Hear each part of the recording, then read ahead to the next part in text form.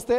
రోజు రోజుకు రాజకీయాలు వేడెక్కుతున్నాయి. రాష్ట్ర వ్యాప్తంగా దేశవ్యాప్తంగా లోక్సభ ఎన్నికలకు గెలుపు గుర్రాల్ని బరిలోకి దించి అటు అధికార పార్టీ ఇటు ప్రతిపక్ష పార్టీ నేతలు ప్రతి సవాలు విస్తున్నటువంటి సందర్భం. సో హరీష్ రావు గారు ఇచ్చినటువంటి సవాలు అందరికీ తెలిసిందే. సో దాని మీద మాట్లాడదాం. Congress party MLA NM Srinivas Reddy గారు ఉన్నారు.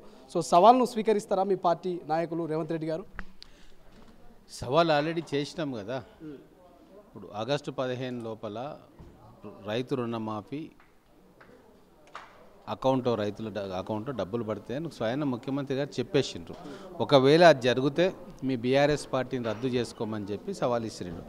ఆ సవాల్ను స్వీకరించాలి. రద్దు చేసుకుంటామా లేదా అని చెప్పాలి. మధ్యలో పానకంలో పుడకలుగా నేను రాజీనామా చేస్తా అని చెప్పి చెల్లని రాజీనామా పత్రాన్ని తీసుకొచ్చి గన్ పార్క్ దగ్గర డ్రామా చేయడం అనేది హరీష్ రావు గారికి తగదు. ఎందుకంటే వారు 30 సంవత్సరాల నుంచి రాజకీయంలో ఉన్నారు. 5-6 సార్లు ఎమ్మెల్యే కూడా అయినరు, మంత్రిగా ఉన్నారు.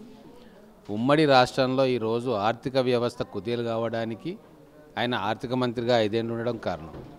ఇరిగేషన్ ప్రాజెక్ట్స్ మొత్తం కుప్పగూలడానికి ఆయన ఇరిగేషన్ మంత్రి 5 సంవత్సరాలు పనిచేసింది. కాబట్టి ఈ వ్యవస్థల విధ్వంసానికి పూర్తిగా ఆయన కూడా కారణమే. అటువంటి వ్యక్తి ఈరోజు తన ఇమేజ్ని పెంచుకోవడానికి పార్టీ ఓడిపోతూ ఉంది మెదక్ పార్లమెంట్ సీటు, కాబట్టి ఎలాగోలాగా గెలిపించుకోవడానికి లేదా కనీసం సిద్దిపేటలో మెజార్టీ తీసుకురావడానికి చేస్తున్న విఫల యత్నం ఇది రాజీనామా డ్రామా తప్ప ఇంకోటి ఏది కాదు. కానీ ప్రధానంగా ఏదైతే 15 ఆగస్టు కల్లా ఖచ్చితంగా రుణమాఫీ చేస్తామని లక్ష్మీ నరసింహస్వామి మీద ప్రమాణం చేశారు. ఇంతకుముందు కూడా నేను ఓడిపోతే కొడంగల్లో పోటీ చేయనటువంటి రేవంత్ రెడ్డి గారు పోటీ చేసి మాట తప్పిరు. ఇవాళ ప్రామిసరీ నోట్లు అయిపోయినాయి, మళ్ళీ దేవుళ్ళ మీద ప్రమాణం చేస్తారు. ఎట్లా నమ్ముతాము? అసలు 15 ఆగస్టు లోపల రుణమాఫీ కాదు అనేటువంటి స్టేట్మెంటే చేస్తారు. నిజంగా చేయలేకపోతారా? ఖజానా లేదా? అంటే వాళ్ళు చేసిన విధ్వంసం మీద అంత నమ్మకం ఉంది. ఆర్థిక వ్యవస్థను అతలాకుతలం చేసి మళ్ళీ ఇంకెవ్వరు కూడా దీన్ని సరిచేయలేరు అనే నమ్మకంతో మాట్లాడుతున్నట్టున్నాడు హరీష్ రావు. కానీ రేవంత్ రెడ్డి గారు కాంగ్రెస్ పార్టీ ఖచ్చితంగా విధ్వంసమైన ఆర్థిక వ్యవస్థను గాడిలో పెడతా ఉంది. మొన్ననే మా ఆర్థిక మంత్రి గారు ప్రెస్ మీట్ పెట్టి చెప్పిండ్రు, ఈ 4 నెలల్లో మేము 26,000 కోట్ల రూపాయలు అసలు ప్లస్ వడ్డీ బ్యాంకులలో కట్టినాం.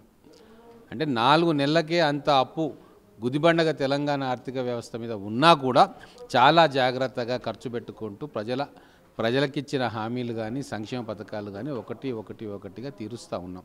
ఒక చిత్తశుద్ధితోటి క్లియర్ మైండ్ తోటి ప్రజల సంక్షేమమే దిక్సూచిగా మేము పనిచేస్తున్నాం. అది వాళ్ళకు కూడా అర్థమైపోయింది.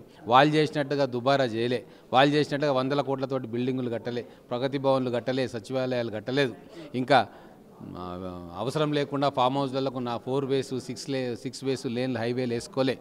మేము ప్రజలకు ఎక్కడ కావాలనో అక్కడ ఖర్చు పెడతా ఉన్నాం. కాబట్టే ఉనికి ప్రశ్నార్థకమవుతా ఉంది. ఈరోజు 17 పార్లమెంట్లలో ఒక్క పార్లమెంటు కూడా గెలిచే పరిస్థితి బీఆర్ఎస్కు లేదని అర్థమైంది. కాబట్టే ఇమేజ్ పెంచుకోవడానికి, పడిపోతున్న గ్రాఫ్ను ఆపుకోవడానికి హరీష్ రావు గారు ఈ రాజీనామా డ్రామా తీసుకొచ్చి గన్ పార్క్ వచ్చింది. ఒక సీటు రాదంటున్నారు, ఓటు పడదంటున్నారు. కానీ మాజీ ముఖ్యమంత్రి కేసీఆర్కి సంబంధించిన స్టేట్మెంట్ ఇవాళ పేపర్లో కూడా చూస్తుండొచ్చు. ప్రజల గుండెలు జీలిస్తే నేను కనిపిస్తా, నా గుండెలు జీలిస్తే తెలంగాణ ప్రజలు కనిపిస్తారంటున్నారు. సో ఎట్లా చూడొచ్చు? కాంగ్రెస్ సర్కార్ మీద యుద్ధం చేయడానికి సిద్ధమవుతా అంటున్నారు. మీరు తట్టుకోనికి సిద్ధంగా ఉన్నారా? ఇప్పుడు ఎక్స్పైర్ అయిపోయిన మెడిసిన్ కథ కేసీఆర్ది. ఫ్లాప్ అయిపోయిన సినిమా కేసీఆర్ 10 ఏళ్ళు చూపించిన సినిమా ఫ్లాప్ అయిపోయింది. కాబట్టి ఈరోజు కాంగ్రెస్ పార్టీ అధికారంలో ఉంది. కేసీఆర్ గుండెలు చెల్లిస్తే అక్కడ కనిపించేది స్కామ్లు, టెలిఫోన్ ట్యాపింగ్లు, 1000 కోట్ల అక్రమార్జన, భూముల కబ్జాలు, లాకప్ డెత్తులు ఇవే కనబడతాయి. తెలంగాణ ప్రజల గుండెలు చెల్లిస్తే ఈరోజు సోనియమ్మ కనబడుతుంది, ఆమె దయతో ఇచ్చిన తెలంగాణ కనబడుతుంది, బలిదానం చేసుకున్న బిడ్డలు కనబడతారు. కాబట్టి ఎప్పుడైతే టీఆర్ఎస్ను బీఆర్ఎస్ చేసిర్రో తెలంగాణ పేగుబంధం తెగిపోయింది ఆ కుటుంబానికి. కాబట్టి వాళ్ళకి ఏ అర్హత లేదు, మళ్ళీ వచ్చి మాట్లాడడానికి అర్హత లేదు. తెలంగాణ ప్రజల పక్షాన కనీసం పోరాటానికి కూడా చేసే హక్కు కేసీఆర్ కుటుంబానికి లేదు. అంత దారుణంగా తెలంగాణను వంచిన కుటుంబం అది. చివరిగా ఒక ప్రశ్న. ఏడాదిన్నరలో ప్రభుత్వం కూలిపోవచ్చని అటు మాజీ ముఖ్యమంత్రి కేసీఆర్ అనడం, నిన్న స్టేట్మెంట్లో కూడా ఏదైతే కేటీఆర్ అంటున్నారు 12 సీట్లు ఇవ్వండి, ఖచ్చితంగా ఏడాదిన్నరలో అధికారంలోకి వస్తామంటున్నారు. మరోవైపు కేసీఆర్ కూడా 12 సీట్లు ఇస్తే రాష్ట్ర ప్రభుత్వం కేంద్ర ప్రభుత్వం మెడల్ వచ్చుతా అంటున్నారు. ఎట్లా చూస్తారు ఈ కామెంట్స్? ఇప్పుడు దీంట్లో చాలా స్పష్టంగా ఉంది, అర్థం చేసుకోవాలి తెలంగాణలోని విజ్ఞులు, మేధావులు.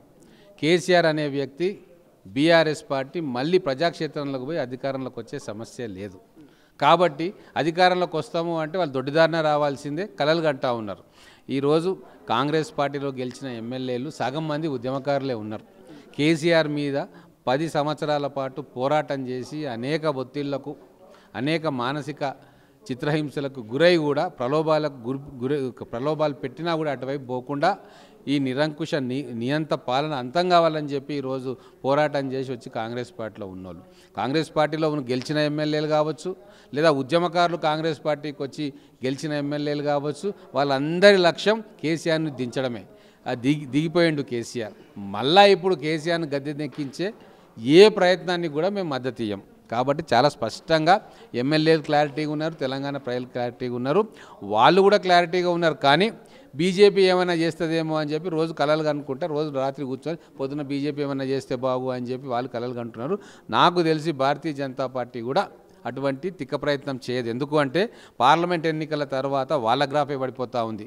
272 సీట్లు కాదు కదా, వాళ్ళకు 220-30 సీట్ల మధ్యలోనే వాళ్ళ లెక్క ఆగిపోతూ ఉంది. రేపు వచ్చేది సంకీర్ణ ప్రభుత్వం, అందులో కాంగ్రెస్ పార్టీ 150 పైచిలకు పార్లమెంట్ స్థానాలతోటి అతిపెద్ద పార్టీగా అవతరించబోతూ ఉంది. వచ్చే government coalition government under the leadership of Congress party.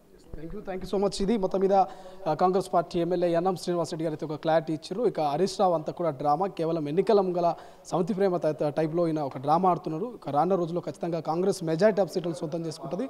ఇక దేశంలో జెండా ఎగరవేస్తున్నటువంటి పరిస్థితి, ధీమా వ్యక్తం చేస్తున్నటువంటి సిచ్యువేషన్. కెమెరా పర్సన్ అజయ్తో శ్రీశైలం, తొలి వెలుగు, హైదరాబాద్.